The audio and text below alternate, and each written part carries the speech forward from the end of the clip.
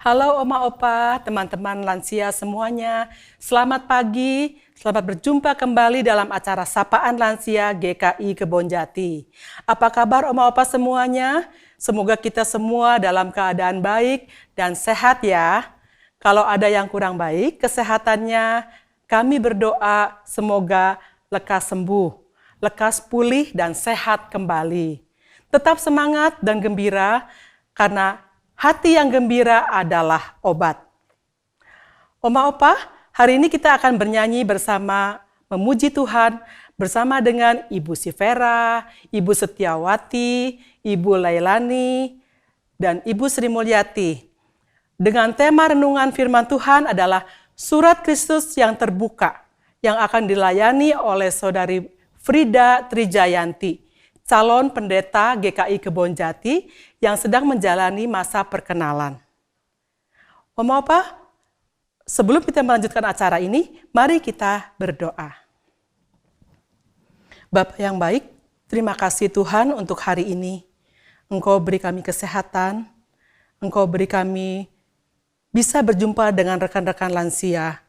Bapa, kiranya Engkau memimpin acara ini dari awal hingga akhir, dan biarlah acara Sapa Lansia ini boleh menjadi berkat bagi banyak orang, memberikan penghiburan, dan kami bisa bersama melepas kerinduan kami untuk bertemu kembali dengan sahabat-sahabat kami. Urapi Tuhan, hamba Tuhan yang akan menyampaikan firman, yang akan menyampaikan puji-pujian di tengah acara ini. Terima kasih Tuhan karena Engkau boleh hadir di tengah-tengah kami, dan biarlah nama-Mu saja yang dipermuliakan dari acara ini dari awal hingga akhir. Dalam nama Yesus kami mengucap syukur dan berterima kasih. Amin.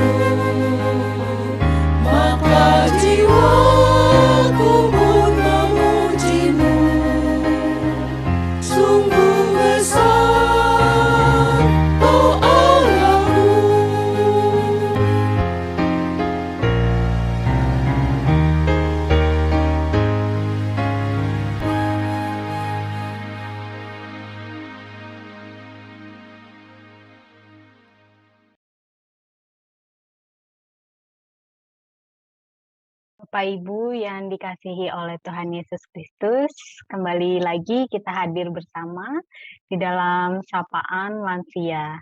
Dan sebentar lagi kita akan sedikit merenungkan firman Tuhan, tetapi sebelum itu marilah kita mempersiapkan hati dan diri kita untuk mendengarkan firman Tuhan dan menyatukan hati kita di dalam doa. Mari kita berdoa. Ya Allah kami yang bertata dalam kerajaan surga, mengucap syukur ya Tuhan atas pertemuan kami pada hari ini. Biarlah kami bisa bersama-sama merasakan kehadiran-Mu dan tetap merasakan sukacita kami ya Tuhan. Meskipun kami tidak bisa bertemu secara langsung dengan saudara-saudara kami, tapi kami mengucap syukur atas pertemuan kami ya Tuhan. Dan sebentar lagi kami juga akan membaca dan merenungkan firman-Mu. Tolong bantu kami supaya kami masing-masing dapat memaknai firman-Mu dengan baik dan tersimpan di dalam hati kami. Bantu juga hamba-Mu yang akan menyampaikan firman-Mu, kiranya firman-Mu ini bisa disampaikan dengan baik dan tentunya seturut dengan kehendak-Mu. Inilah doa kami ya Tuhan Yesus, ke dalam Tuhan-Mu kami naikkan doa. Amin. Sebelum kita merenungkan firman Tuhan, marilah kita sama-sama membaca Alkitab kita yang diambil dari 2 Korintus 3, ayatnya yang kedua sampai ketiga. Cukup singkat, bahan bacaan kita hari ini, mari kita baca bersama-sama. 2 Korintus 3, ayatnya yang kedua dan ketiga. Kamu adalah surat pujian kami yang tertulis dalam hati kami, dan yang dikenal dan yang dapat dibaca oleh semua orang. Karena telah ternyata bahwa kamu adalah surat Kristus, yang ditulis oleh pelayan kami, ditulis bukan dengan tinta, tetapi dengan roh dari Allah yang hidup. Bukan pada loh-loh batu, melainkan pada loh-loh daging, yaitu di dalam hati manusia. Demikian pembacaan Alkitab kita pada hari ini. Berbahagia mereka yang mendengar, tidak hanya mendengar, tetapi melakukannya di dalam kehidupan sehari-hari. Haleluya. Bapak, Ibu yang terkasih, bacaan kita kali ini diambil dari surat Korintus. Maka dari itu kita mau melihat sedikit latar belakang tentang Korintus. Wilayah Korintus merupakan wilayah yang besar dalam perdagangan. Paulus juga pernah datang ke Korintus dan setelah itu ia pergi dari Korintus. Tapi walaupun dia sudah pergi dari Korintus, dia tetap setia mendampingi jemaat Korintus pada masa itu. Kesetiaannya ditunjukkan dengan dituliskannya surat bagi jemaat Korintus pada kala itu. Paulus setia mendampingi jemaat Korintus karena pada waktu itu banyak anggota jemaat Korintus yang memiliki perilaku menyimpang. Memang keadaan ini membuat khawatir banyak orang. Membuat khawatir anggota jemaat Korintus lainnya. Sehingga mereka banyak menanyakan berbagai hal kepada Paulus. Terlebih lagi tentang tindakan-tindakan yang banyak dilakukan oleh jemaat Korintus pada kala itu. Misalkan seperti berzina, bercerai, dan hal yang lainnya. Surat Paulus pada masa itu memang ditulis dengan tegas dan keras. Akan tetapi hal ini membuat kondisi pendampingan tidak selalu mudah, selalu tetap ada hambatan di dalamnya. Pendampingan yang dilakukan oleh Paulus tetap mengalami kesulitan. Akan tetapi hal ini tidak membuat kondisi pendampingan yang dilakukan oleh Paulus berjalan dengan baik. Pada masa itu banyak guru palsu yang memberikan ajaran yang tidak benar.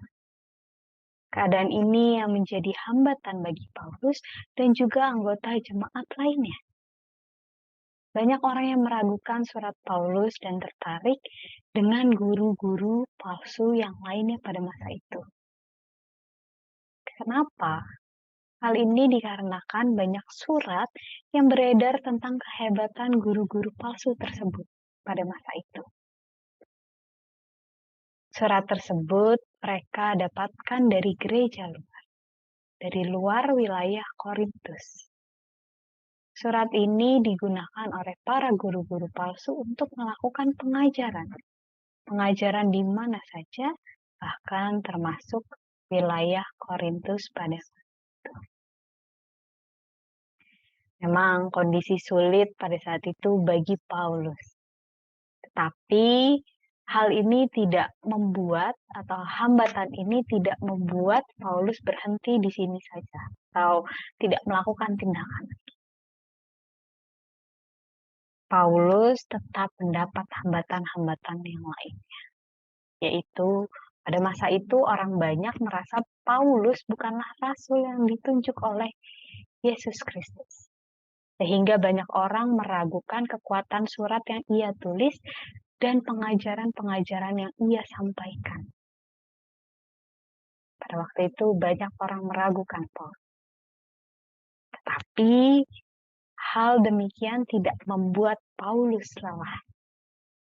Dia masih setia mendampingi dan menuliskan surat pastoral bagi jemaat Korintus. Dan beberapa hal tersebut adalah sedikit latar belakang dari jemaat Korintus. Kemudian Bapak Ibu yang terkasih, kita mau melihat bacaan kita pada hari ini.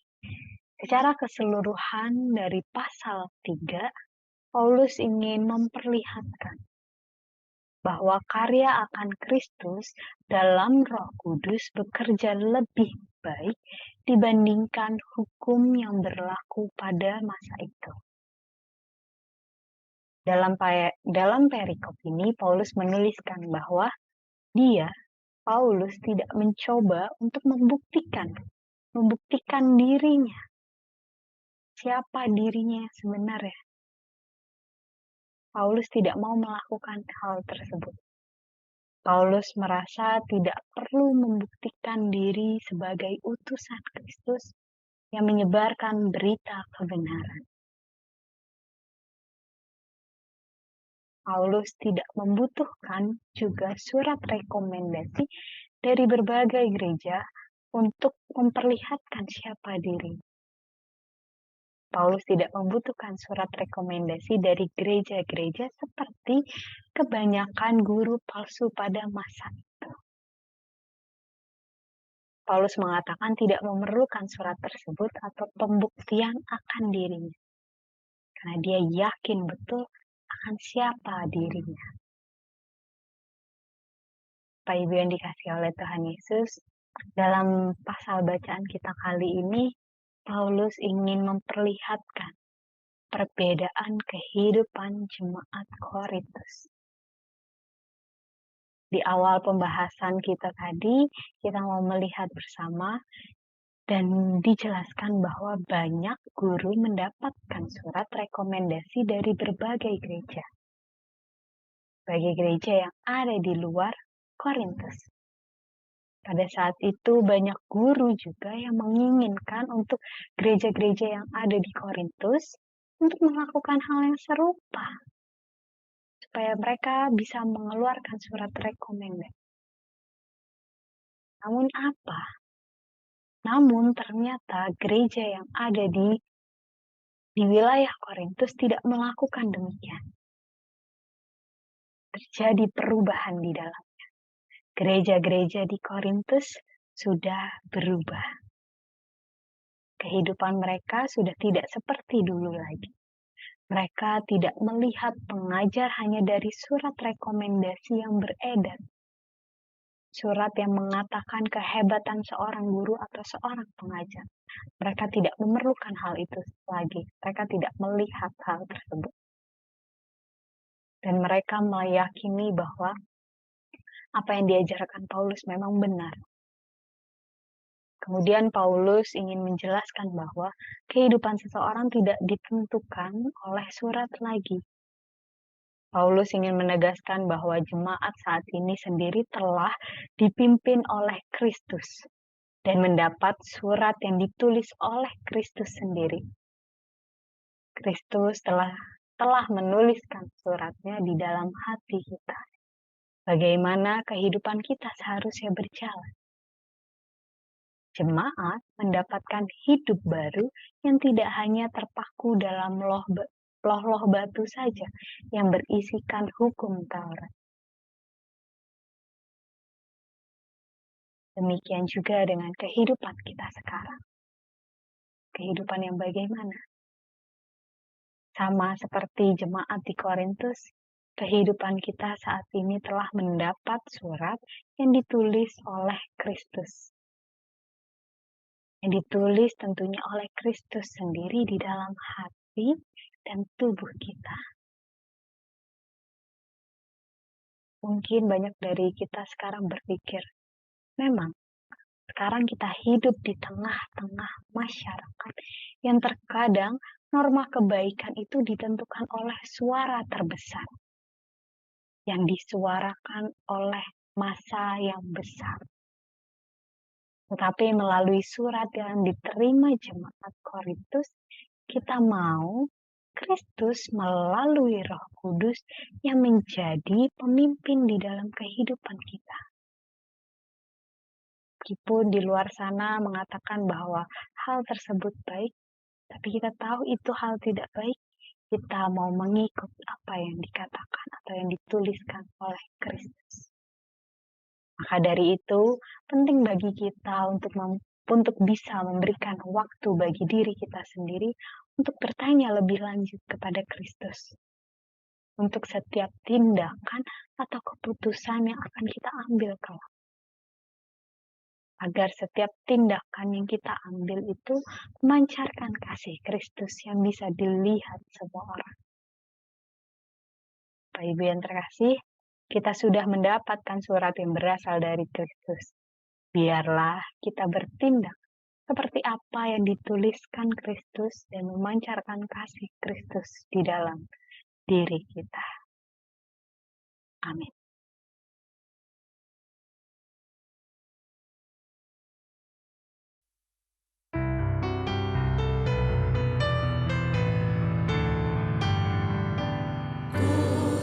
Ikut Yesus tempuh jalan yang datar, bunga lebat atau sumber air yang sejuk. Hatiku tenang bila Yesus memimpinku, menuju ke surga pasti ku ikut. Ikut Yesus, ku mau ikut Yesus, ke tempat manapun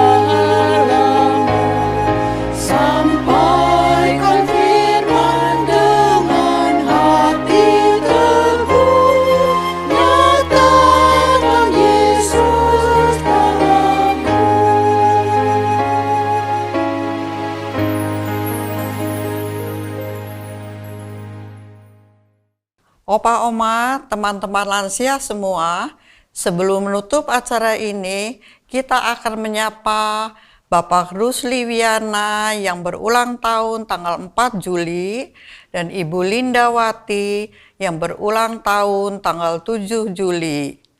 Kami atas nama Komisi Lansia GKI Kebonjati mengucapkan selamat ulang tahun, sehat selalu, tetap bersukacita dalam keadaan apapun. Tuhan Yesus memberkati. Selanjutnya, Opa dan Oma ada pengumuman, yaitu tanggal 21 Juli PA Lansia Hybrid jam 10 terbatas di GKI Kebonjati dan live streaming di YouTube GKI Kebonjati dengan tema Ora et Labora dari Yakobus 2 ayat 17 dan dilayani oleh Pendeta Yoce Handrikaro. Bapak Ibu, acara sudah selesai. Mari kita berdoa. Terima kasih Tuhan untuk acara PA Lansia hari ini dan firman yang sudah kami dengar. Iman percaya kami semakin dikuatkan dan kami boleh bersukacita ketika bernyanyi bersama memuji Tuhan. Dalam nama Tuhan Yesus kami berdoa. Amin.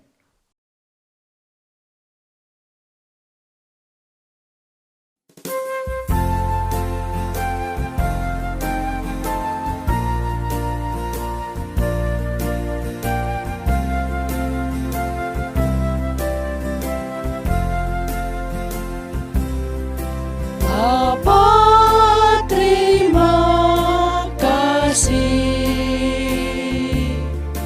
Bapa, terima kasih. Bapa,